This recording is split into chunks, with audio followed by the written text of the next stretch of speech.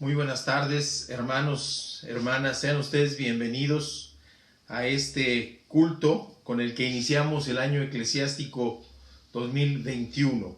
La red de iglesias y de pastores Oreb, cuyo pastor principal y mentor de muchos de nosotros es el pastor Gilberto Gutiérrez Lucero, y el resto de los pastores llegamos al acuerdo, a la conclusión de que en este año predicaremos durante el resto del año lo que es el Sermón del Monte, uno de los discursos más importantes de nuestro Señor Jesucristo, uno de los sermones de gran trascendencia en la doctrina cristiana. Y empezamos en este que es el primer domingo de febrero del 2021. Tuvimos durante el mes de enero los sermones basados en Romanos 8, sustentando bíblicamente, teológicamente, que en Cristo somos más que vencedores. Ahora preparémonos pues para poder escuchar la palabra de Dios. Tenemos una Biblia en nuestras manos, podemos tomarla y podemos hacer nuestra profesión de fe, que dice así: la palabra de Dios contenida en este libro es la verdad que acepto creer, es la enseñanza que me comprometo a seguir y es la esperanza que me atrevo a confesar. Nada me impide recibirla, nadie me evitará que la haga parte de mi vida y por ningún motivo dejaré de proclamarla. Estoy aquí para leerla, oírla y vivirla diariamente. Amén.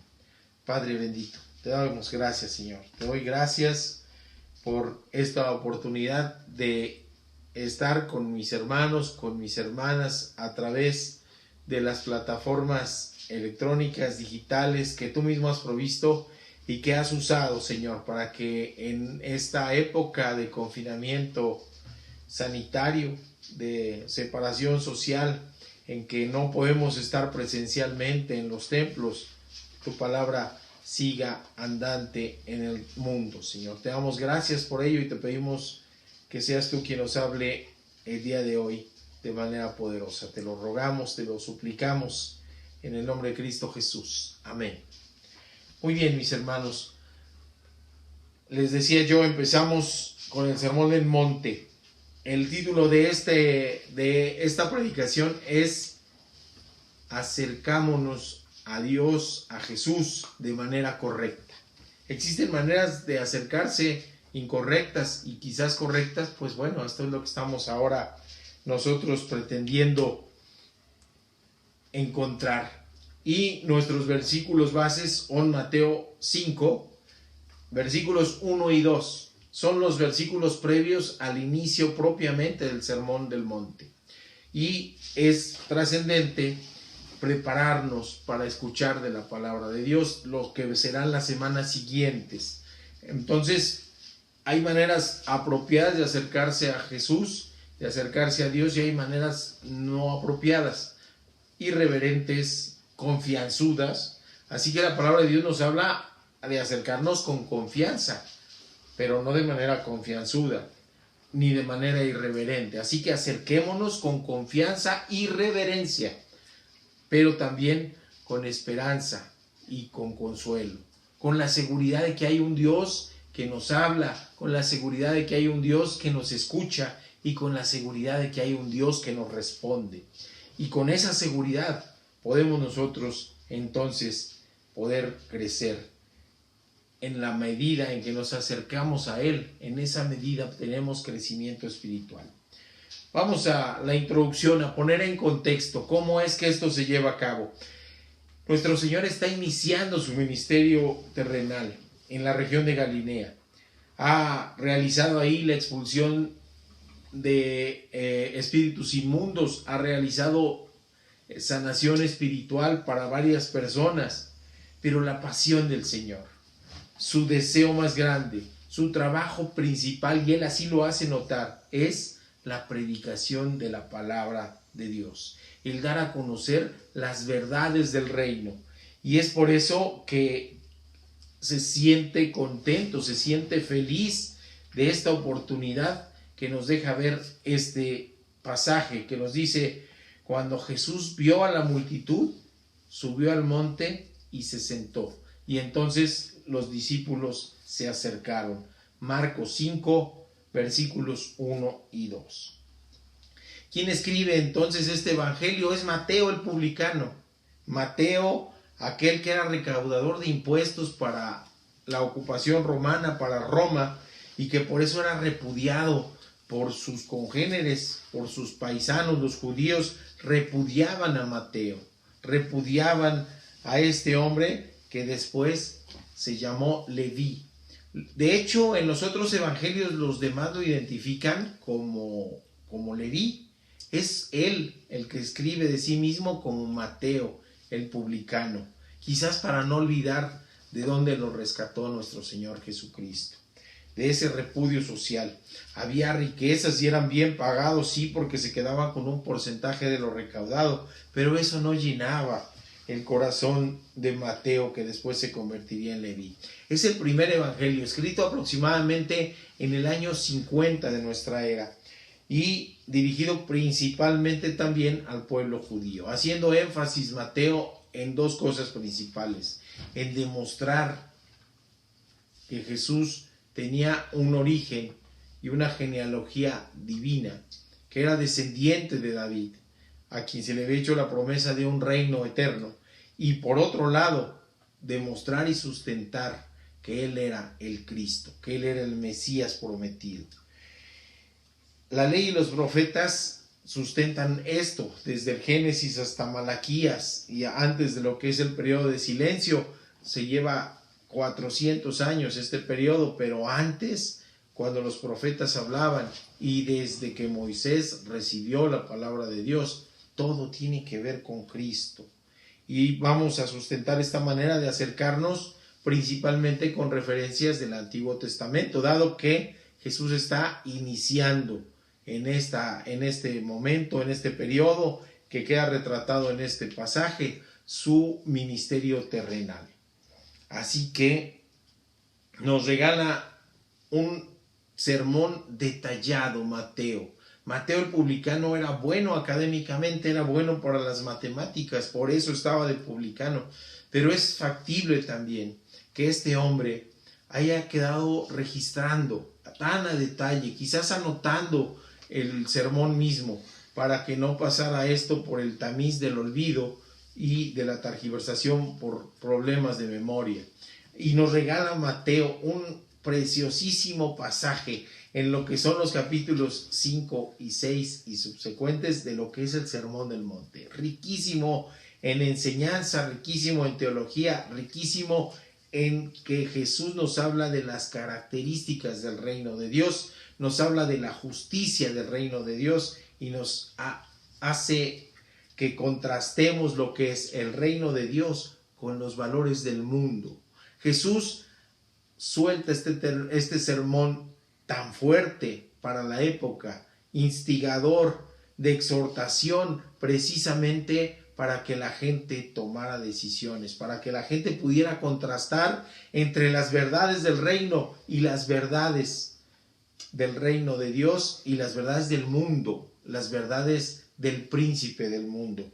Es por eso palabra fuerte, palabra certera, y es una palabra que, si bien fue dirigida en el contexto del primer siglo para los primeros seguidores de Cristo, en ese tiempo todavía ni siquiera llamados cristianos, es una palabra de exhortación que también es vigente para nosotros. Es una palabra fuerte, pero es una palabra que no ha perdido esa vigencia, que es una palabra actualizada, y es una palabra que también nos exhorta a tomar decisiones, y es una palabra que nos invita a seguir a Jesús. Nos demanda tomar una postura, nos demanda fijar una posición. No podemos tener un pie en el mundo y un pie en el reino de Dios. Por eso el contraste tan fuerte en este sermón, y tenemos que analizarlo de manera completa. La palabra de Dios nos dice en Isaías que la palabra no regresa vacía y debe regresar con almas postradas en torno a nuestro Señor Jesucristo. Dicho esto, pues pasemos a lo que son las primeras enseñanzas. Sigamos a Jesús en comunidad. ¿Qué es lo que nos dice este pasaje? Cuando Jesús ve a la multitud, Jesús reacciona. Jesús hace algo, toma una acción.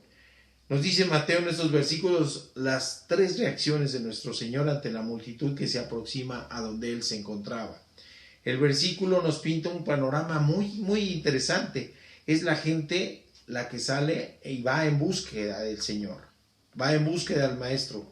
No es una persona, es una inmensa multitud de personas. No sé si les gusta el cine, mis hermanos, pero tenemos algunos ejemplos muy interesantes.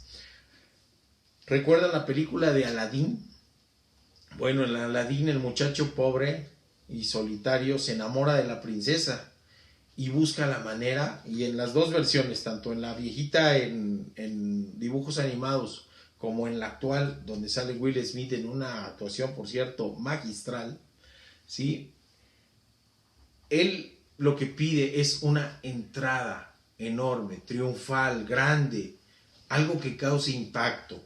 Y esto se ocurre cuando hay multitud, cuando las personas entran en multitud. Por eso el príncipe entra montado en un elefante y hay bailarines y hay otros animales exóticos y hay además bandas de música, malabaristas, porque la multitud llama la atención. La multitud genera reacciones. De la misma manera podemos encontrar, por ejemplo, que esta situación de los Reyes Magos, en ningún lado en la Biblia nos dice que son 3, tampoco nos dice que viajaban en un caballo, en un elefante, y tampoco nos dicen los nombres. Y lo más seguro es que estos hombres no hayan llegado 3, sino que hayan llegado cientos de personas, gente de vigilancia, de cocina, los que cuidaban los animales, los que alimentaban los animales, médicos que acompañaban a estos sabios. Por eso al llegar ellos a Jerusalén, se hace una parafernalia. La multitud llama atención. Y nuestro Señor ve ahora que no se acerca una persona, ni 2, ni 5, ni 10. El pasaje nos dice, se acercó una multitud. Era muchísima la gente que se acercaba a escuchar al Maestro. Había quien lo buscaba precisamente por las curaciones físicas, y había también quien lo buscaba por la expulsión de espíritus inmundos. Pero Él deseaba que la gente escuchara su mensaje. Su preocupación principal era que la gente escuchara las verdades del reino de Dios. Por eso es que Él hace todo esta reacción. Ve a la multitud y Él decide entonces subir, sale caminando hacia arriba, hacia el monte. Él los sabe necesitados de palabras, y Jesús busca las mejores condiciones para que esto suceda. Estar en terreno plano dejaría muy poca la visibilidad y también la posibilidad de que no se escuchara de manera adecuada. Así que, considerando lo anterior, el Señor decide subir a una parte elevada. Para Él, desde entonces, como lo es ahora, le interesa que más personas le miren y que más personas escuchen su mensaje. Y en especial este mensaje. Un mensaje que no podemos analizar en forma segmentaria, sino en una forma global. Jesús desea que la mayor cantidad de gente conozca de los valores del reino, de la justicia de Dios, de la naturaleza espiritual del reino de Dios. Jesús quiere que la gente conozca del reino de Dios que Juan el Bautista anunciaba. Va a llegar el reino de Dios, pero que con la encarnación de nuestro Señor Jesucristo se hace una realidad. Y entonces en este pasaje vemos que son 3 las acciones de nuestro Señor Jesucristo, que nos hablan de un deliberado plan de dar prioridad por sobre otras labores que hacía nuestro Señor en su ministerio a la predicación de la palabra y a la enseñanza. ¿Cuáles son estas 3 acciones de nuestro Señor Jesucristo?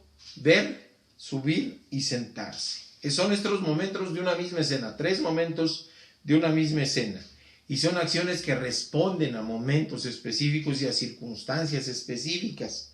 Pero lo más importante no es esa respuesta a lo que estaba ocurriendo, sino que son parte del plan divino de nuestro Señor. Son parte de ese plan de salvación concebido desde el inicio de los tiempos.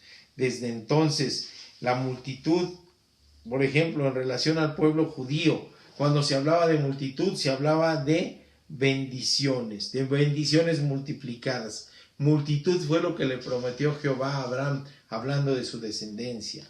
Multitud fue lo que estaba prometido también para Jacob, hablando de su descendencia. Y este término también se utilizaba para exaltar las cualidades, para exaltar tanto lo bueno como lo malo. Se refiere no tanto a cantidad, sino a la calidad, no a cantidades, sino a cualidades, tanto positivas como negativas. Por ejemplo, hablando en relación a Dios, hablaba de cualidades positivas como la piedad, como las misericordias, como las referentes a las impiedades e transgresiones en la connotación negativa. Así que multitud es multiplicación, es exaltación de las cualidades también. También la multitud es el cumplimiento de una profecía hermosa de 8 siglos antes. El llamado profeta mesiánico Isaías, por inspiración divina, decía, aunque entonces se refería a la ira de Dios, decía en Isaías 13, versículos 2 y 4, levantad bandera sobre un alto monte, alzad la voz a ellos, alzad la mano para que entren por puerta de príncipes. Estruendo de multitud en los montes como de mucho pueblo, estruendo de ruido de reinos, de naciones reunidas. Jehová de los ejércitos pasa revista a las tropas para la batalla. Jesús, después de ver a la multitud, decide subir al monte y él se convierte, para cumplimiento de profecía, en esa bandera que se verá desde todos los puntos cardinales. Es su voz la que se alza. Y el llamado es para entrar a la puerta estrecha, que es el camino de Dios. Dice, levanten la mano como príncipes, porque esos son y somos los hijos de Dios. Sí, príncipes. Jesús se eleva al monte para mirar a la multitud en plenitud. Al ver que ese estruendo de multitud se convertirá después en un silencio reverencial. Esa multitud local se convertirá después en ese remanente, en esa nueva nación de la que usted puede ser ciudadano si acepta a Jesús como su Señor y Salvador. En esa nueva nación no nacida aún entonces, pero que nacería entre todos los que hemos aceptado a Jesús como nuestro Señor y Salvador. Y será ese remanente, esos escuchas de Jesús, ese pequeño grupo de discípulos, ese segundo círculo de gente cercana que le seguía por todas partes, del que nacerá ese pueblo al que se refería Pedro en sus cartas. Dios mismo encarnado es el que pasa revista para cumplimiento de esta profecía de Isaías 13. Es Jesús subiendo a lo alto. La profecía y el ministerio encarnado de Jesús culminará con otra señal maravillosa, que es la señal máxima de amor, que es que da la vida por sus amigos, nos dice la misma palabra de Dios. Esa señal se cumple cuando Él es alzado en el monte. Nos dice Juan 13:32, si yo fuere levantado de la tierra, a todos atraeré a mí mismo. Jesús quiere estar en lo alto. Jesús aceptó estar en lo alto para atraer a más y más personas hacia sí mismo. En este pasaje sube al monte para ser visto y oído de mejor manera por la multitud. En el momento en que Él muere en la cruz del Calvario, está sobre un monte, en el monte Gólgota, y está sobre una cruz y hay prominencia sobre todos los que están por debajo. Puede ser visto por todos y atrae a todo mundo, porque la victoria de Jesús se dio en la cruz y la victoria de Jesús se corrobora en la resurrección. Y la victoria de Jesús es nuestra esperanza y es nuestra fe. La salvación es individual, es cierto. Se vive, sin embargo, mejor el cristianismo en comunidad, con hermanos, con hermanas, que se duelan de nuestro dolor, que oren en intercesión, que pongan sus dones y sus talentos en servicio al Señor, sirviendo a los hermanos, vivir en comunidad, hace que también las bendiciones se multipliquen. Jesús, que explicaba en detalle sus enseñanzas con parábolas a los más cercanos, como podemos ver en el capítulo 4 de Marcos, ahora tiene la posibilidad de hablar a una multitud sobre las cosas trascendentales del reino. Siendo muchos, se hicieron visibles con antelación al Maestro. Siendo muchos, él sabía que tan importante mensaje impactaría en esa sociedad a la que estaba dirigido, pero también impactaría a más personas en los siglos venideros. No solo entonces eran dirigidas a las personas que le escuchaban directamente, sino este mensaje que correría de boca en boca, impactaría comunidades, impactaría naciones enteras, impactaría regiones completas, impactaría a la humanidad. Tan es así que hoy, 2000 años después, estamos hablando de ese sermón, de ese discurso, de esa predicación que se dio en ese monte. Parecía un sueño utópico. Jesús venía a hablar del reino, de ese reino que no tendrá fin, ni en territorialidad, ni en tiempo, un reino eterno. Y parecía utópico que estuviera encargado a 12 sencillas personas, a 12 galileos, pescadores, uno publicano, y que tuviera este impacto donde hoy millones de personas se postran ante nuestro Señor Jesucristo. Que tuviera ese impacto que hoy sigue transformando vidas, que tuviera ese impacto en donde las personas que aceptan poner su vida en las manos de Cristo pueden ser hermosamente transformadas. Ese discurso nos hablaría precisamente de eso, de tomar decisiones. Nos habla precisamente nos insta, nos exhorta a no seguir igual, nos invita a cambiar. Cuando en este sermón Jesús contrasta los valores del mundo y los valores del reino, no podemos quedarnos indiferentes, no podemos permanecer como si nada hubiera pasado en aquel entonces. No podemos permanecer indiferentes como si Jesús no pudiese impactar a nuestra vida. Podemos voltear hacia otro lado, pero la verdad así es. Nos dice Juan Driver en su libro Militancia, entre la fe que se proclama y una nueva vida que se experimenta. Eso es lo que es el cristianismo, una nueva vida que se experimenta y que se experimenta mejor en comunidad. Así que caminemos en comunidad y sigamos al Señor. Vamos a la segunda enseñanza. Sigamos a Jesús hacia lo alto. Que Jesús se eleva en el monte para ser visto y escuchado mejor. Es alzado en la cruz del Calvario atrayendo así a naciones enteras. Porque es ahí donde se completa el plan de salvación. Es ahí donde se completan las profecías y es donde se da el sacrificio supremo de amor, de misericordia, de piedad, de gracia, con que Jesús nos da vida eterna.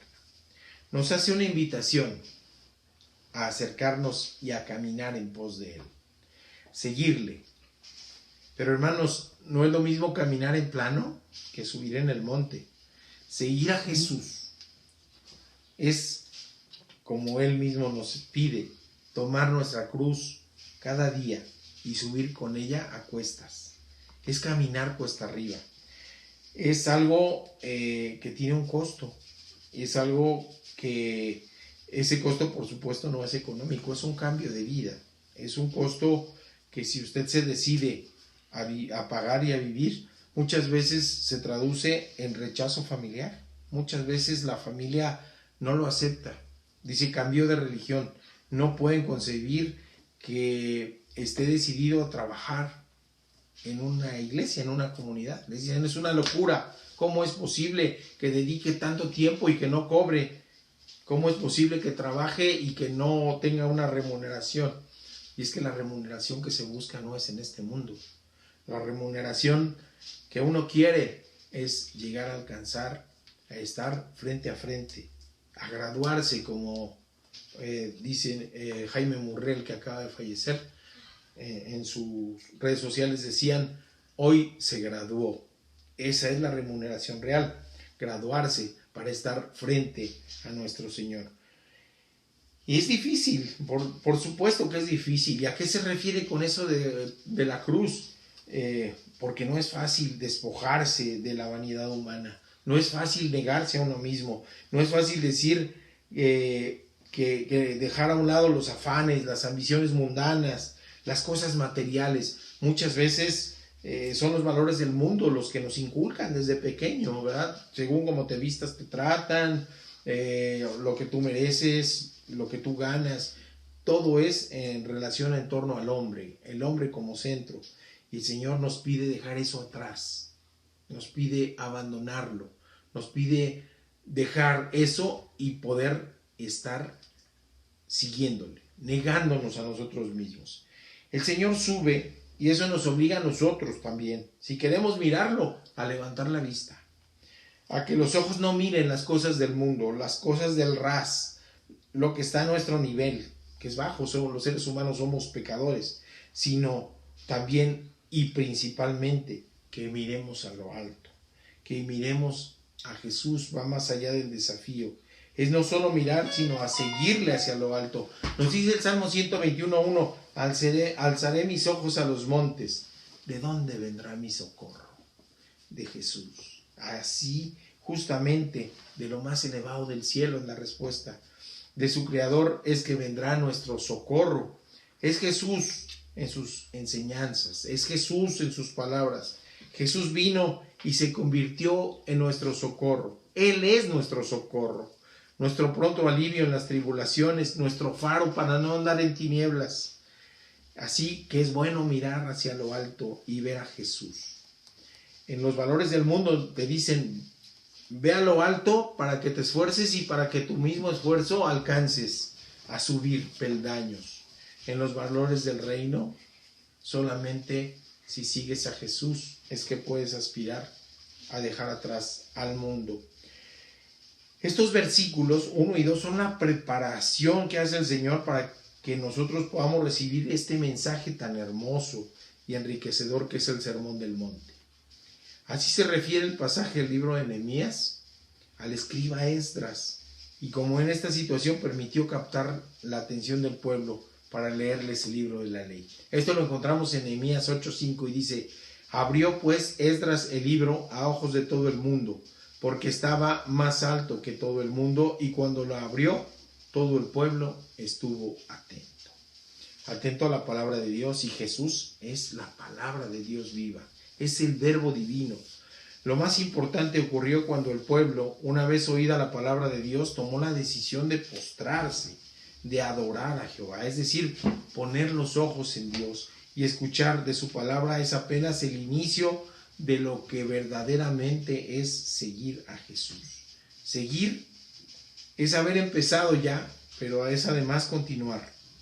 Seguir es perseverar. Seguir es avanzar hacia una meta. Seguir es continuar el camino que nos señala la lumbrera, que es Cristo, que también es lámpara a nuestros pies, para el paso inmediato, para que no tropecemos.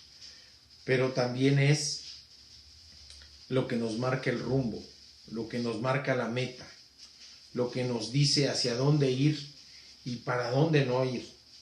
Pero para que vayamos hacia Él intencionadamente, es decir, que vayamos hacia la luz de Dios. Como lo hizo esta multitud a Jesús, a seguirle, a mirarle y escucharle. Josué nos dice, aquel que fue el sucesor de Moisés, aquel que tenía miedo cuando Moisés moría y él iba a cargar con la responsabilidad de guiar a su pueblo hacia la tierra prometida, y a quien Dios le dijo, no temas y esfuérzate, o esfuérzate y sé valiente.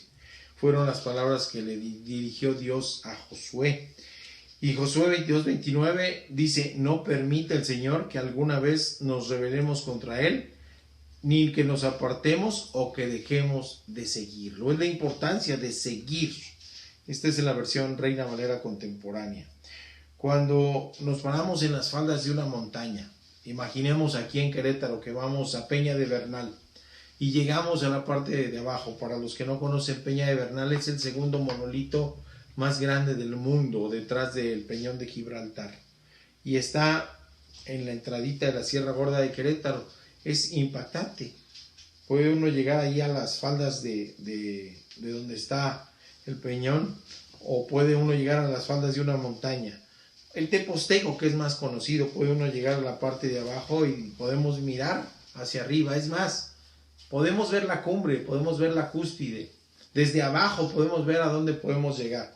Pero si no tomamos la decisión de emprender el camino, si no tomamos la decisión de esforzarnos, si no tomamos la decisión y la convicción de seguir al Señor, aun cuando sea cuesta arriba, cuando sea difícil, cuando tengamos que seguirle cargando nuestra cruz, no podremos llegar a la punta, no podemos llegar a lo alto, porque requiere convicción, requiere esfuerzo, requiere pagar el precio, requiere cargar la cruz, pero principalmente requiere convicción, y la convicción fundamentada en la fe de seguirle a pesar de las cosas, la fe de seguirle a pesar de las circunstancias, la fe de seguirle a pesar de los momentos difíciles, de las pruebas, de los problemas, perseverancia si queremos llegar a lo alto. Eso es seguirle. Seguirle no es nada más caminar por caminar, sino es ir en pos de Él, pisando sus huellas, siguiendo su camino, siguiendo su vereda, siguiendo su senda. No desviarnos ni a la izquierda ni a la derecha, nos dice la palabra, sino seguirle. Cuando Pedro le dijo que quería seguirle, Jesús le dijo: a donde yo voy tú no puedes seguirme. Pero ciertamente de esa copa bebió Pedro. Años después murió también sacrificado, y murió de una manera en que dijo: no puedo ser crucificado así. Lo crucificaron de cabeza porque no se consideraba digno de morir igual que su maestro. Así que Pedro finalmente siguió. Y lo que nos pide ahora el Señor es seguirle. Lo que nos insta, lo que nos exhorta es a seguirle, a pesar de las cosas, a pesar de las circunstancias. El joven rico, ¿qué le dijo? Yo cumplo a cabalidad la ley. Le estaba diciendo lo que escuchamos hoy para muchas personas. Yo soy bueno, yo no he matado a nadie, yo no robo, yo trabajo honradamente. Pero eso no es suficiente, eso no es suficiente. Jesús invita al joven rico a deshacerse de sus riquezas y seguirle. Y no es porque deteste a los ricos, sino lo que está haciendo es probarlo, para ver en dónde está su corazón, para ver en dónde están sus afanes, para ver en dónde están sus anhelos, sus deseos. En Marcos 10, 21 y 23 dice: entonces que Jesús, mirándole, le amó y le dijo: una cosa te falta, anda, vende todo lo que tienes y dalo a los pobres, y tendrás tesoro en el cielo, y ven, sígueme tomando tu cruz. Pero él, afligido por esta palabra, se fue triste porque tenía muchas posesiones. Entonces Jesús, mirando alrededor, dijo a sus discípulos: cuán difícilmente entrará en el reino de Dios los que tienen riquezas. Pero no es porque sean las riquezas mismas lo que sea el impedimento, es que en su corazón anteponen las riquezas, anteponen las cosas del mundo a seguir a Jesús, y se vuelven, en lugar de una bendición, un impedimento. Este joven rico fue amado por Jesús, nos dice su palabra. Jesús lo escuchó, seguramente sintió ternura, se enterneció y le amó. Pero este joven no pudo seguir a Jesús porque sus ojos no estaban en lo alto, sus ojos estaban en las cosas del mundo. Para seguir a Jesús hay que mirarle, oírle y ponerle delante de nosotros y seguirle. Vamos a la tercera enseñanza. Sigamos a Jesús con confianza. La multitud le está siguiendo. Jesús llega a una altura adecuada para ser visto y oído, y entonces se sienta. Su actitud corporal es una señal. Hay quienes dicen: yo no digo nada, pero las actitudes faciales y corporales tienen mucho que ver. Y esta señal que da Jesús al sentarse, que no va a continuar el ascenso, que quizás ya llegó al punto que él deseaba, y sentarse, es una señal que no sería posible si alguien se sienta en peligro, si alguien se siente incómodo, sencillamente no se sienta. Pero no, al sentarse está diciendo sin palabras que está cómodo, que está en confianza, que se encuentra a punto de iniciar el discurso que busca llegar al corazón de la gente, que busca contrastar entre dos mundos, el de la carne y la verdad divina, y lo quiere hacer así, en una actitud de confianza, en corto, decimos coloquialmente, de confianza de Él para nosotros. ¿Tenemos nosotros la misma confianza de acercarnos a Él? Igual que lo hicieron los discípulos después de esta secuencia de acciones, la respuesta fue acercarse a Jesús. Así que tenían confianza. Es una verdad divina. Mientras más nos acerquemos a Jesús, más seremos bendecidos. Recuerdo yo, hay una famosa taquería, voy a decir el nombre, en la Ciudad de México, que empezó con un pequeño localito, un changarrito, ahora ya es famosa, el Tizoncito. Pero lo que enamoraba de ir al Tizoncito era que se comía de pie. La gente rodeaba con su plato al taquero. Y mientras estuviera al alcance del taquero, este hombre, que era un espectáculo verlo, ¿sí?, servía los tacos, es más, servía la piña y la cachaba por el otro lado. Era un espectáculo verdadero. Pero mientras estuviera cerca de él, estuviera a su alcance, él le iba a seguir sirviendo los famosos tacos al pastor. Cuando uno ya no quería, se tenía que alejar. Lo mismo sucede con el Señor. Cuando usted se aleja del Señor, usted se aleja de las bendiciones del Señor. Y no es que no le quiera bendecir, es que usted está rechazando las bendiciones del Señor.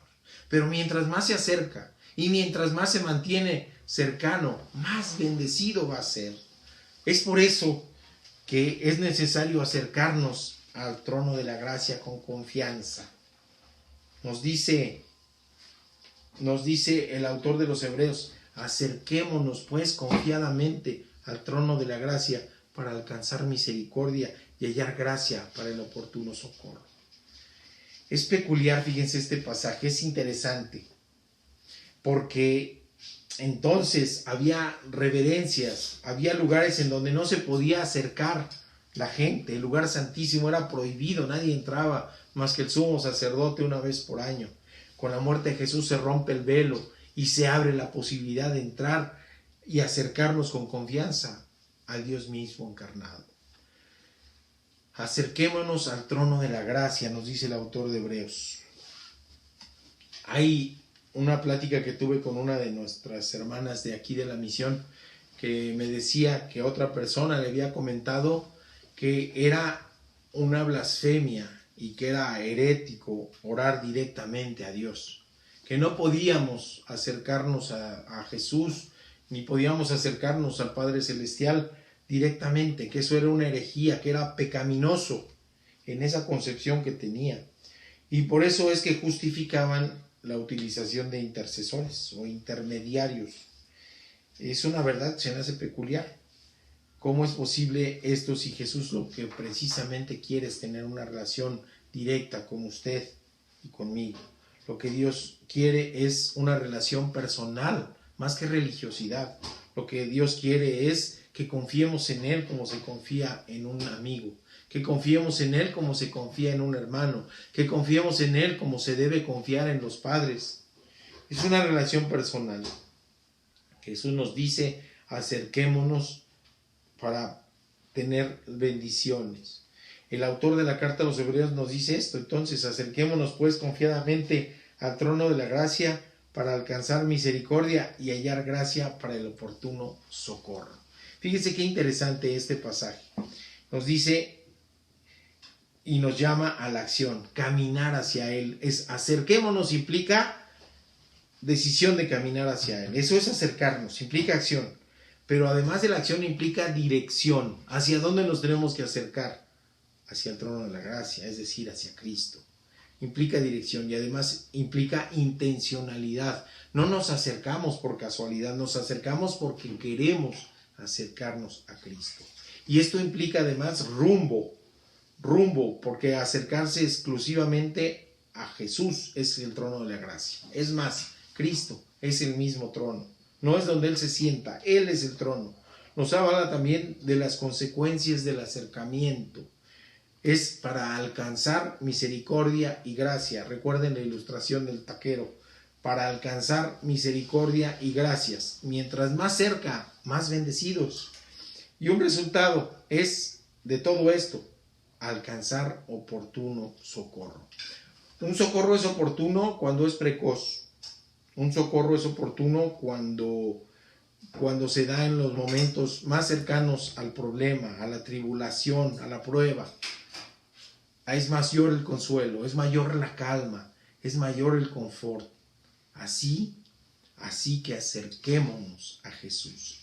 Acerquémonos confiadamente, imitemos a los discípulos y acerquémonos con confianza, con comodidad a nuestro amigo, a nuestro maestro, a nuestro hermano mayor, al Hijo de Dios, a Dios hecho hombre, al Santo de Israel. Que ese sea nuestro afán, que ese sea nuestra necesidad. Nuestro anhelo debe ser estar cerca de Él. En eso sí tenemos que afanarnos, en luchar contra nosotros mismos, contra nuestros propios afanes, y dejar que los problemas no se resuelvan con nuestras propias fuerzas, sino acercarnos a Dios. Así lo decía el profeta Isaías, en Isaías 30:15, en el primer párrafo. Dice: esto dice el Señor soberano, el Santo de Israel: ustedes se salvarán solo si regresan a mí y descansan en mí. En la tranquilidad y en la confianza está su fortaleza. Si usted es fuerte, es porque su tranquilidad y su confianza están en Jesucristo. Y después de acercarnos, ¿qué tenemos que hacer? Terminemos en estos 2 versículos. Acercarnos es postrarnos en espíritu.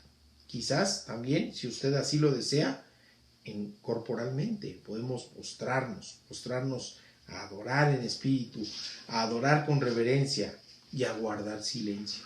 A veces entramos en un museo, a veces entramos en un templo de otro tipo, que tiene una arquitectura antigua muy bonita, que tiene acabados en oro, y aunque no haya nadie allí, hablamos en voz baja, con igual reverencia. Acerquémonos cuando va a hablar Jesús, cuando va a hablar Dios a través de un pastor, de un líder, de un maestro. Acerquémonos con confianza, pero también con reverencia. Acerquémonos con confianza, pero también con respeto. Estos versículos, entonces, estos 2 versículos donde parecía que no decía mucho la palabra de Dios, lo que nos están haciendo es una invitación a acercarnos a Jesús con la actitud correcta, a prepararnos en lo que viene, en los domingos que vienen, en donde se va a predicar del Sermón del Monte, a prepararnos para escuchar a Dios con absoluta confianza, pero también con absoluta reverencia. Preparemos este inicio del año eclesiástico para escuchar a Jesús y sus enseñanzas, su voz del reino de Dios. ¿Qué conclusiones y desafío tenemos, mis hermanos? El cristianismo no es para ermitaños. Requerimos ser parte de una comunidad de fe para no privarnos nosotros mismos de la bendición de acercarnos a Jesús en comunidad, poniendo nuestros ojos en Él y en el reino de Dios, y tomando la decisión y la acción de seguirle con perseverancia, con fe, con pasión, con confianza, y sin perder nunca la necesaria reverencia para poder acudir a escucharle. Vivamos confiados en su sabiduría, en su misericordia, en su gracia y en su gloria. Acerquémonos, sigámosle. Con Él somos el pámpano unido a la vid, nutrido por la vid, enraizado en la vid verdadera, que es nuestro Señor Jesucristo. Padre bendito, gracias te damos, Señor, por esta oportunidad de estar por los medios electrónicos que tú has provisto, Señor, llegando a más personas, Señor. Quítanos de nuestra mente, Señor, toda vanidad. Quítanos de nuestra mente todo temor, Señor, a acercarnos a ti. Quita de nuestra mente y de nuestros ojos y de nuestro corazón las cosas del mundo, Señor. Pon en nuestro corazón el aceptar la invitación de alzar los ojos para mirar los valores del reino. de perseverar en el camino que tú nos has trazado, Señor, en el camino que tú nos has indicado en tu bendita palabra. Pon en nuestro corazón la necesidad de vivir en una comunidad de fe, la necesidad de vivir el cristianismo siendo parte del cuerpo de la iglesia, de la cual Jesús es la cabeza única y dirigente principal. Te pedimos, Señor, que nos hables hoy en esta palabra para prepararnos y que nos hables a través de los sermones que vendrán sobre el Sermón del Monte. Esa palabra tuya que nos mueve el corazón, que nos mueva la conciencia, que nos sacude el alma para tomar decisiones. Y la decisión mejor en la vida de cualquier persona es aceptar, caminar en pos de tu Hijo Jesucristo. Te damos gracias por ello, en el nombre precioso que es sobre todo nombre, el nombre de nuestro Señor Jesucristo. Amén y amén. Muchas gracias. Nos despedimos con nuestro texto lema de este año. Estamos seguros de esto. Somos más que vencedores por medio de Jesucristo que nos amó. Que Dios les bendiga y que pasen muy buena tarde.